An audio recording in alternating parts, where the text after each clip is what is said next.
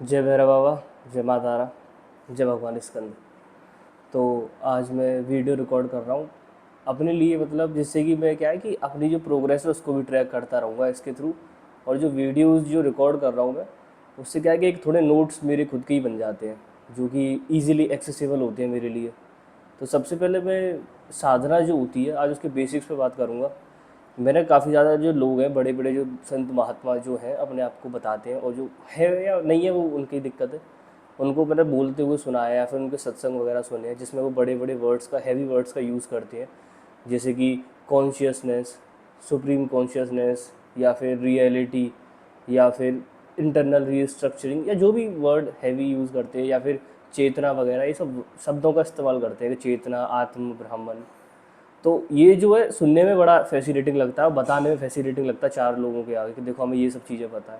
But actually जब reality आ जाती है तो उसमें ये है कि जो मैं, मतलब ऐसा होना चाहिए कि मैं जो बता रहा हूँ वो सामने वाले के समझ में आए। जैसे कि अगर मैं बात करूँ चेतना की, तो चेतना चेतना हो गई, या फिर मैं चेतना के बारे में बात करूँ तो कोई बोले कॉन्शियसनेस, इंग्लिश में कॉन्शियसनेस हो गई और हिंदी में चेतना हो गई। पर लोगों को बस इतना पता है, इससे आगे मैं बोलूँगा कि होती क्या है चेतना, वो फिर उसको आंसर नहीं बनता उन पर। और काफ़ी मैंने अच्छे लोगों से बात भी करी है जो उनका फिर आंसर ही बनता नहीं है चेतना का। अगर मैं डायरेक्टली, अगर मैं बिल्कुल अपनी लो लैंग्वेज में बात करूँ या बिल्कुल एकदम रियल लैंग्वेज में बात करूँ, तो उसमें ये चेतना का मतलब हुआ कि मेरा सोचने का तरीका या फिर चीज़ों को देखने का तरीका। जैसे कि होता क्या है कि अगर किसी सिचुएशन को मैं किस तरीके से देखता हूँ, वही मेरे आउटकम यानी कि परिणाम को डिसाइड करती है। जैसे कि सपोज करो मेरी बस छूट गई और मेरा एग्ज़ाम है, तो अगर मैं पैनिक हो गया उस सिचुएशन में और गलती से मैंने मोटरसाइकिल पे बैठ गया किसी की पे और आगे जाके और कुछ गलत हो गया, तो वो रिजल्ट है एक तरीके से। और वो मेरी सोचना, चेतना क्या थी उस समय, पैनिक हो जाना। तो वो मेरी चेतना थी और उसका जो आउटकम, जो रिजल्ट आया वो उस वजह से हुआ। वही अगर मैं उस सिचुएशन पैनिक ना होता और ठंडे दिमाग से सोचता और उससे ज़्यादा कोई आसान तरीका होता, या फिर कोई और बस आ जाती बाद में, या फिर किसी और के साथ चला जाता, सिर्फ क्यों, उस सिचुएशन में ठंडे दिमाग में सोचने की वजह से मैंने उस सिचुएशन में अच्छा आउटकम मिल गया। तो जो कॉन्शियसनेस होती है, जिसको चेतना बोलते हैं, वो एक सोचने का तरीका होता है एक सर्टेन सिचुएशन के अंदर। अब हम लोग कहते तो हैं कि हमें ठंडे दिमाग से सोचना चाहिए, पर एक्चुअल में क्या हम ठंडे दिमाग से सोचते हैं? इस वाली चीज़ को समझने के लिए मैं साधना को डेराइव करूँगा, मतलब साधना से समझाऊंगा। साधना जो होती है वो, चमत्कार वगैरह वो सब अपनी जगह है, अच्छी बात है, पर साधना जो एक्चुअल होती है वो हमारे सोचने का जो तरीका होता है उसको बदल देती है। एक साधना, जैसे आप समझिए, आप एक तरह जिम जा रहे हैं, और जिम जा रहे हैं तो 6 महीने जिम का जो इफेक्ट है वो 3 महीने में दिखता है कि हम थोड़ा सा हेल्दी ठीक होने लग जाते हैं, हमारी बॉडी लीन हो जाती है। उसके बाद 6 महीने बाद हमारे क्या है, बॉडी में अच्छे खासे मसल्स डेवलप होते हैं, और 1 साल में हम अच्छे खासे मस्कुलर दिखने लगते हैं। तो सेम साधना के साथ भी कुछ इस तरीके की चीज़ है। साधना में क्या है कि स्टार्टिंग में क्या है, हमें बड़ा परेशानी होती है, 2 महीने, 3 महीने, 4 महीने साधना धीरे धीरे करके हमें डेवलप होता है, पेशेंस डेवलप होता है चीज़ों को लेके। समझ में आता है कुछ चीज़ें कि यार ये तो जो है सो है ही है, वो उसको बदल नहीं सकते। नहीं तो अदरवाइज़ कुछ चीज़ों के ऊपर हम बिल्कुल आसक्ति हो जाती है, हम बिल्कुल अड़ जाते हैं कि नहीं ये ऐसे कैसे होगा, ये ऐसे ही होना चाहिए था। नहीं, पॉसिबिलिटीज बहुत सारी है और सब कुछ पॉसिबल है और सब कुछ इम्पॉसिबल है, ये वाली चीज़ होती है। तो साधना जो होती है वो हमें एक तरीके से डायरेक्शन देती है और पेशेंस डेवलप करती है कि चीज़ें किस तरीके से होंगी। चमत्कार बहुत बाद में आते हैं, चमत्कार आते हैं पर बहुत बाद में आते हैं, और चमत्कार जब होते हैं तो पता भी चलता है कि ये चमत्कार है, क्योंकि नॉर्मल कोर्स में ऐसा नहीं होता है। ठीक है ना। और चमत्कार जो होते हैं वो एक साधक जो होता है, जो साधना करते करते वो करना भी सीख जाता है। और जब वो चमत्कार करता है तो उसके दिमाग में क्लियरिटी होती है कि ये जो हुआ है वो मेरी वजह से ही हुआ है, यानी कि मेरी जो तपोबल है, जो जिसकी मैंने साधना करी है उसी वजह से हुआ है, अदरवाइज होता नहीं। ये एक साधना का बेसिक सी बात है। अब हम साधना में बात करते, बहुत तरह की साधनाएं होती है, योग साधना हो गई, भक्ति साधना हो गई, सब तरह की साधना होती है। पर बेसिकली मैं आज जो बात करूँगा मंत्र साधना के ऊपर बात करूँगा, क्योंकि काफ़ी ज़्यादा लोगों को मंत्र साधना में मैं लगे हुए देखता हूँ। और मैंने प्रेमानंद जी महाराज को भी काफ़ी समय तक देखा है, ऑब्जर्व करा, फॉलो नहीं करता मैं उनको, पर मैंने देखा है कि जो वो नाम जप का बताते हैं तो वो भी एक तरीके से मंत्र साधना ही है, और वो एकदम करेक्ट है, वो भी वर्क करती है अच्छे से। तो मैं मंत्र साधना के ऊपर इसलिए बात कर रहा हूँ पहले, क्योंकि मंत्र साधना जो है वो एक तरीके से काफ़ी फास्ट वे है साधना में मूव करने का, यानी कि अपने आप को बेटर करने का एक बहुत ही फास्ट वे है। अब उस फास्ट वे को एक्यूरेटली कैसे परफॉर्म किया जाए वो नहीं लोगों को पता है, या फिर पता भी है तो ठीक से, मतलब लोगों को समझ में नहीं आता है वो, क्योंकि बड़े बड़े गुरु लोग हैं भाई, वो तो गुरु हैं, उनको तो यार ऐसा है कि वो सालों से करते हुए आ रहे हैं, उनके गुरु के गुरु ने समझाया उनको। ठीक है ना। और उन लोगों का माइंड इस तरीके से डेवलप हो चुका है कि वो हार्ड चीज़ों को हार्ड तरीके से समझते हैं, पर बेसिक बात जो है हम लोगों को समझ में नहीं आती है, जो बेसिक भी चीज़ होती है। जैसे कि मंत्र साधना में सबसे बेसिक जो पहली चीज़ होती है वो होता है एक मंत्र। अब मंत्र दो तरीके से मिल सकते हैं किसी इंसान को, या तो मंत्र मिलेंगे गुरु के द्वारा, या मंत्र मिलेंगे खुद से। खुद से इन द सेंस, जैसे अगर कोई नाम मंत्र जप कर रहा है तो वो क्या है, खुद से कर सकते हो, उसमें कोई दिक्कत नहीं है। गुरु के द्वारा जो मंत्र मिलते हैं वो बीज मंत्र होते हैं। बीज मंत्र में भी क्या होता है कि देखो, मंत्र जो होता है उसे बोलने का तरीका बहुत मैटर करता है। जैसे बहुत सारी बीज में एक बीज होता है माया बीज, जिसको बोलते हैं ह्रीम। तो कुछ लोगों के लिए वो ह्रीम हो सकता है, कुछ लोगों के लिए वो ह्रिंग हो सकता है, कुछ लोगों के लिए वो रिंग हो सकता है, कुछ लोगों के लिए वो ह्रीम हो सकता है। तो वो बोलने का जो एक्चुअल जो तरीका जो है, वो तो टोन जो है वो गुरु बताते हैं, और वो गुरु 1 to 1 कान में बताते हैं। ऐसा नहीं कि 4 लोगों के आगे खड़े होकर माइक पे बताएंगे, वो बहुत ही ज़्यादा सीक्रेट बात होती है, क्योंकि हर किसी की पर्सनैलिटी अलग होती है, और बीज उनकी पर्सनैलिटी के हिसाब से ही गुरु सोच के बताता है कि किसको किस तरीके से बताना है वो वाली चीज़। तो जो मंत्र जो दिए जाते हैं वो ऐसा नहीं ऑनलाइन दे दिया, कहीं पे लिख के दे दिया, इस तरीके से नहीं। वो बाकायदा 1 to 1 फेस टू फेस और अकेले में बताए जाते हैं। क्योंकि जो हर बंदे की जो पर्सनैलिटी है, अगर मैं 100 लोग बैठे हैं और 100 लोगों के सामने बोल दूँ कि ये वाला मंत्र है, उसमें ह्रीम करके बोलना है, तो वो 100 लोगों पे भाई वो ह्रीम वर्ड है वो अलग अलग तरीके से बोलेंगे। इसलिए गुरु का यहाँ पे काम ये होता है कि जो वर्ड है, जो माया बीज है, या कोई भी बीज है, वो उसको सही तरीके से बताए, और वो भी पर्टिकुलर पर्सन को देख के समझने के बाद ही गुरु बताता है। जो एक अच्छे खासे 10-5 दिन देख लेता है गुरु उसकी हरकतों को, क्या करता है, कैसे सोता है, क्या करता है, सब चीज़ों को समझने के बाद ही गुरु उस चीज़ से बताता है। पर आज के टाइम में क्या है कि वो सारी जो दीक्षा वगैरह वो ऑनलाइन हो जाती है, क्योंकि ये सब क्या है, हमारे आजकल जो साधना जो वगैरह भी है वो क्या एक सिंबल ऑफ एक स्टेटस सिंबल हो गई है कि मैंने फलाने गुरु से दीक्षा ले रखी है, फलाने गुरु से माला लेके आ गया हूँ, ये सब चीज़ें हैं। तो वो अपनी जगह है, पर एक्चुअल में अगर आपको साधना करनी है तो जो गुरु मंत्र दे रहे हैं वो मेक श्योर करें कि वो 1 to 1 हो।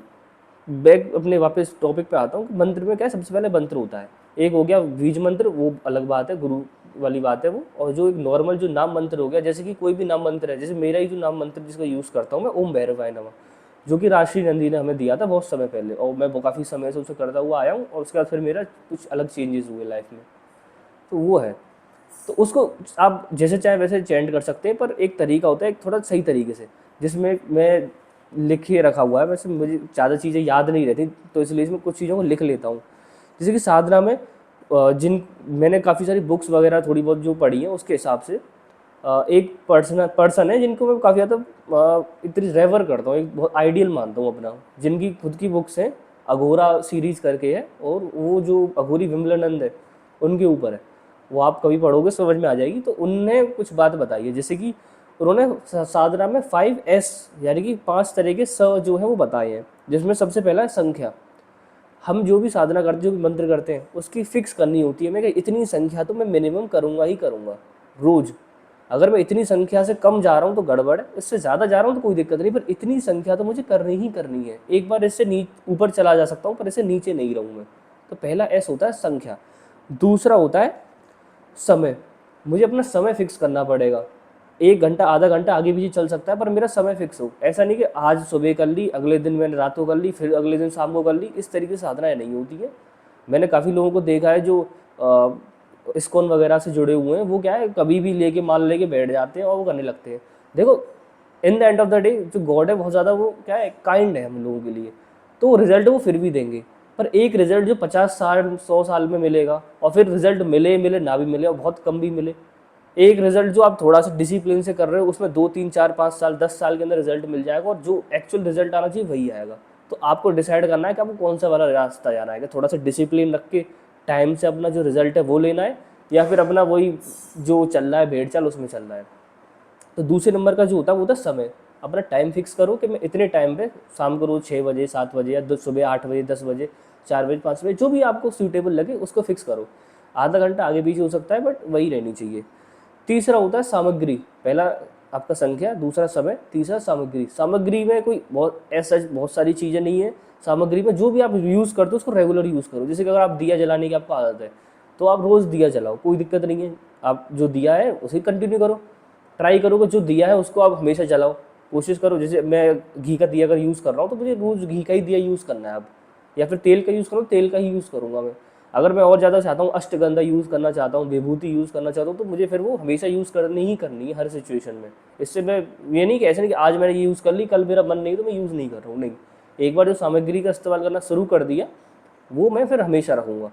ओकेजनली भी यूज़ कर सकते हो, ऐसा होता है कई बार कि हम ओकेजनली यूज़ करते हो, उससे कोई नहीं, पर अगर रेगुलर साधना कर रहे हो तो सामग्री मैटर करती है कि ये सामग्री जो यूज़ कर रहे हो, अगर आप धूपबत्ती भी जला रहे हो तो फिर वो धूपबत्ती आपकी कंटिन्यू होनी चाहिए। कोई भी ब्रांड की या कोई भी चलेगी, पर धूपबत्ती कंटिन्यू होनी चाहिए। हमारी कुल मिला के बात ये है।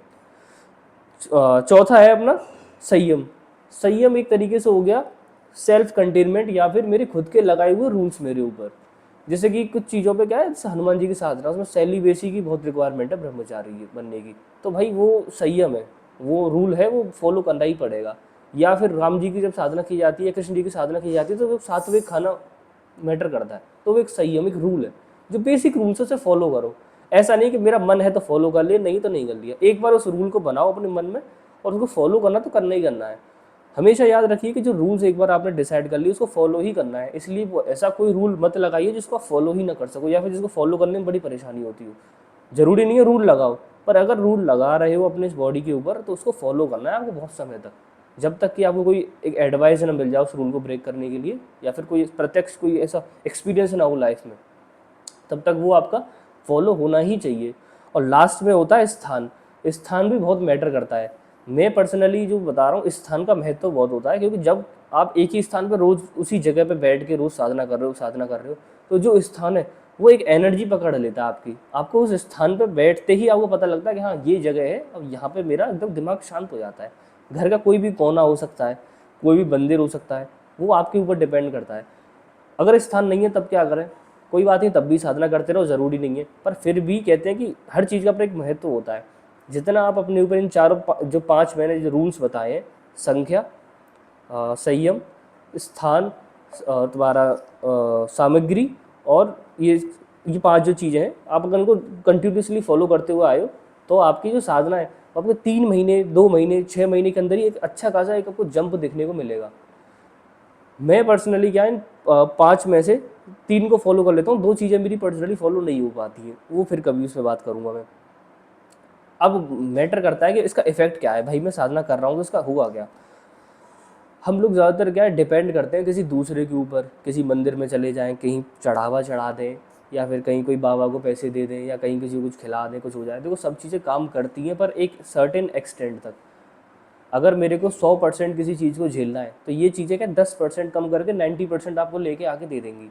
बट अगर खुद से मेहनत कर रहे हो, साधना कर रहे हो, तो आपका क्या है, वही जो प्रॉब्लम है जो 100% है, वो कट कटा के 40, 50 या 30% में आपको मिल जाएगी, डिस्काउंट लग जाएगा एक तरीके से। बहुत ही बेसिक भाषा में समझाऊँ तो कोई भी साधना, 110% कोई भी साधना, या फिर कोई भी कृपा, इवन भगवान की भी कोई भी कृपा हो, या फिर कोई सिद्ध महापुरुष हो, या कोई भी दान पुण्य कर लो, जो आपने कर्म कभी खराब किए हैं उसको कंप्लीटली नेगेट नहीं कर सकते, आपको वो झेलना ही पड़ेगा।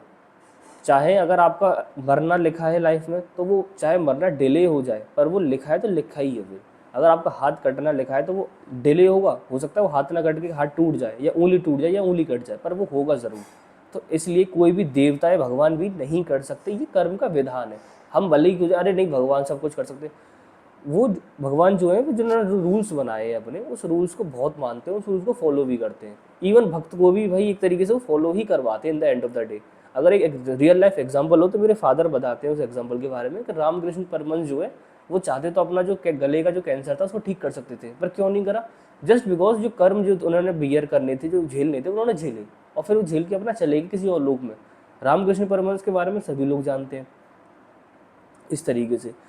तो साधना जो है वो 100% आपकी जो सिचुएशन है उसको आपको 100% हटाएगी नहीं, बट 30%, 20% आपको एक तरीके से झेलने को मिलेगा। 70% तक अगर आपको डिस्काउंट मिल रहा है किसी चीज़ में, तो मेरे हिसाब से सबसे बेनिफिशियल है। तो किसी और के ऊपर रिलाई करने से बेटर है अपनी खुद की साधना करें। साधना करते करते एक पेशेंस डेवलप होता है, और कॉन्शियसनेस डेवलप होती है। कॉन्शियसनेस मैंने स्टार्टिंग में जो बताया था कि एक सोचने का तरीका बदल जाता है, एक सिचुएशन को डील कैसे करना है। और पूरी दुनिया कुछ नहीं है, सिर्फ एक परसेप्शन पे चल रही है। मैं किस चीज़ को किस तरीके से देखता हूँ वो डिपेंड करता है। अगर मैं किसी चीज़ को पॉजिटिव वे में देखूंगा तो उसको पॉजिटिवली डील करूंगा और पॉजिटिवली ही आउटकम लेके आऊँगा। और अगर मैं नेगेटिव देखूँगा किसी चीज़ को तो वो नेगेटिवली ही डील होगी और नेगेटिव ही आउटकम लेके आएगी वो चीज़। तो इसीलिए जो साधना होती है, कोई भी देवता की हो, किसी भी देवता की हो, चाहे बहुत सौम्य देवता हो, चाहे बहुत उग्र देवता हो, सारी साधनाओं का सिर्फ एक ही रिजल्ट रहता है कि वो आपके सोचने और समझने की जो क्षमता है वो उसको बदल देती है। अगर हम बात करें शिव जी की, तो वो क्या है, आपकी सोचने समझने की क्षमता कैसे कर देते हैं, शांत एकदम, बहुत ठंडे दिमाग से।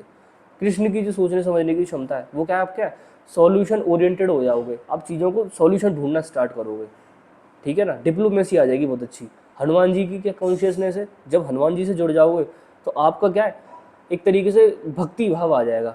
हर चीज़ को आप हाथ जोड़ के सरेंडर करके एक्सेप्ट करोगे, अच्छा हो या बुरा हो, हर चीज़ को एक आप क्या दास के रूप में, एक आप सर्वेंट के रूप में उसको अडोर करोगे। और अगर आप कार्तिकेय भगवान की अगर साधना करते हो तो आप क्या हर चीज़ में एक मार्शियन आपकी एबिलिटी आ जाती है, एक तरीके से आप क्या एक योद्धा की तरह देखते हो चीज़ों को। इसी तरीके से हर देवता की कॉन्शियसनेस होती है और धीरे धीरे करके आप उससे जुड़ते हो, पर इसमें समय लगता है। साधना का जो इम्पैक्ट है 3 महीने में, मिनिमम 3 महीना तो उसको चाहिए कि आपको थोड़ा बहुत चीज़ें एक्सपीरियंस होना शुरू हो जाए। एक्सपीरियंस से मेरा मतलब है कि एटलीस्ट आपको क्या समझ में आ जाए कि हाँ मेरे आसपास की चीज़ें क्या अब थोड़ी सी बेटर हो रही है। और आखिरी चीज़ मैं जिस बता के ख़त्म कर दूँ, साधना अगर किस्मत में है तो ही पॉसिबल हो पाती है। अगर किस्मत में लिखा है, अगर आपने कभी करी है साधना, तो ही आप साधना कर पाओगे। अदरवाइज़ मैंने बहुत लोगों को देखा है, अपना मेरा पर्सनल एक्सपीरियंस भी है, मैंने काफ़ी लोगों को ऐसी भी साधना दी है और हुआ क्या है कि उन्होंने 1 महीना 2 महीना किया, उन्हें रिजल्ट मिला, जैसे रिजल्ट मिला उन्होंने छोड़ दी साधना, वो इतने चले गए।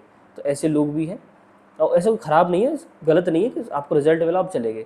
बट साधना जो है वो एक तरीके से मैराथन की तरह है, बहुत लंबी रेस है, एक कहते हैं अनंत रेस है। जितनी आप करते जाओगे साधना, कितना आप ईश्वर से जुड़ते जाओगे, उतना ही आपकी चीज़ों को लेकर समझ बढ़ती जाएगी, परतें खुलती जाएंगी। तो किसी मंदिर में जाके चढ़ावा चढ़ाना, किसी बाबा के पीछे पागल होना, किसी गुरु को अपना बना लेना या उसके ऊपर अंधभक्ति करना कि भाई यही है जो भी है, सब बेकार है, कुछ काम नहीं आता। In the end of the day आपकी क्या मेहनत है, आपने कितनी डेडिकेशन से काम करा, आपने कितना ईमानदारी भगवान के प्रति रखी, और सबसे जो मेन बात और इसमें रहती है वो ये रहती है कि आप कितना क्लोज हो उस चीज़ को लेके।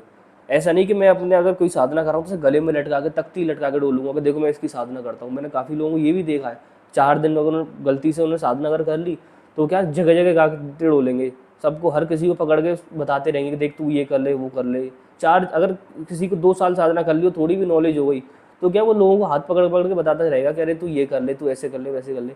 वो इस तरीके से काम नहीं होती है। ये आपको शॉर्ट टर्म में हो सकता है आप जो बताओ उसका रिजल्ट आ जाए, पर लॉन्ग टर्म में वो आप अपनी अपनी एनर्जी ख़राब कर रहे हो और उससे कुछ नहीं होने वाला है। तो इसी के साथ ये बेसिक्स है मंत्र साधना की, और जो मैं बता रहा हूँ आप उसको अगर ट्राई करना चाहो तो करके देखो। और हमेशा मैं, जैसे मैं जिनको फॉलो करता हूँ राशि नंदी को, वो हमेशा बोलते हैं कि खुद ट्राई करो खुद रिजल्ट देखो। तो वैसे ही मैं बात कह रहा हूँ कि आप खुद ट्राई करो खुद रिजल्ट देखो।